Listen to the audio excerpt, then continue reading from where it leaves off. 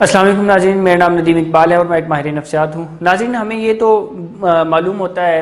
کہ ہمیں کب اپنے بچے کو فزیشین کے پاس لے کے جانا ہے، اور ہم لے کر بھی جاتے ہیں اور لے کر جانا بھی چاہیے، بٹ ہمیں زیادہ تر یہ نہیں معلوم ہوتا کہ ہمیں بچے کو ماہر نفسیات کے پاس کب لے کے جانا چاہیے، جس کی وجہ سے ہم لے کر ہی نہیں جاتے ہیں کیونکہ ہم مس انفارمیشن یا سٹگما یا متس کا شکار ہوتے ہیں اور ہم ماہر نفسیات کے پاس بچے کو لے کر نہیں جاتے، جس کی وجہ سے آنے والی زندگی میں بچے کے ساتھ بہت زیادہ مسائل ہو جاتے ہیں یا بچہ کسی انہیلدی ہیبٹ کا شکار ہو جاتا ہے۔ آج کی اس ویڈیو میں آپ کو بتاؤں گا کہ وہ کون سی علامتیں ہیں، اگر آپ اپنے بچے میں وہ علامتیں دیکھتے ہیں تو پھر آپ کو لازمی بچے کو ماہر نفسیات کے پاس لے کر جانا چاہیے۔ سب سے پہلی علامت تو یہ ہے کہ اگر آپ دیکھتے ہیں کہ بچے کے زندگی کے ڈیفرنٹ سیکٹرز میں مسائل ہیں اور ڈیفرنٹ سیکٹرز میں یا متعدد شعبوں میں ملٹیپل سیکٹرز میں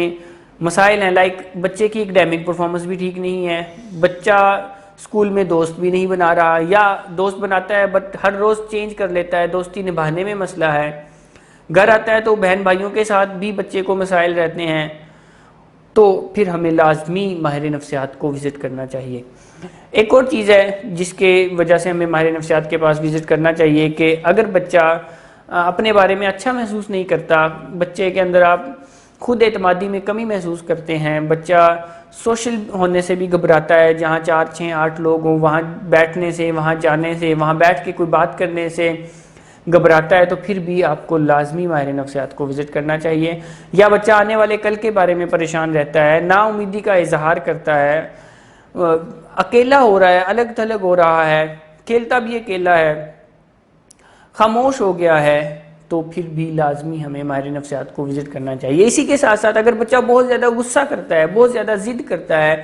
کوئی ایک چیز ان کے منہ سے نکل جاتی ہے تو پھر جب تک کہ وہ چیز پوری نہ ہو وہ گھر میں میس کریٹ کرتے ہیں، اور اس ضد نہ پوری ہونے کی وجہ سے وہ کوئی سیلف ڈسٹرکٹیو بیہیویئر میں انوالو ہو جاتے ہیں، کوئی اپنے آپ کو نقصان پہنچاتے ہیں یا چیزوں کو نقصان پہنچاتے ہیں یا چھوٹے بہن بھائیوں کو نقصان پہنچاتے ہیں،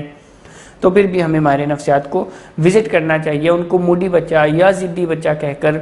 سائڈ لائن نہیں کرنا چاہیے۔ ایک اور چیز ہے جو بہت سارے بچوں میں ہوتی ہے کہ بچہ بعض دفعہ پڑھنے سے منع کر دیتا ہے، وہ کہتا ہے میں نے نہیں پڑھنا،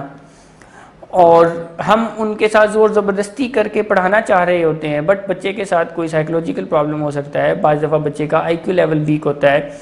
یا بچہ کسی اور سائیکولوجیکل پرابلم کا شکار، کسی سائیکولوجیکل ڈس آرڈر کا شکار ہو سکتا ہے، بٹ کیونکہ ہم ماہر نفسیات کے پاس نہیں جاتے ہیں، ہم زور زبردستی کرتے ہیں، ہم کھینچ تان کرتے ہیں، جس کی وجہ سے وہ مسئلہ اور بڑھ جاتا ہے، یا بچہ کسی انہیلدی ہیبٹ کا شکار ہو جاتا ہے، یا بچے کے ساتھ ہمارا ریلیشن شپ بھی خراب ہو جاتا ہے۔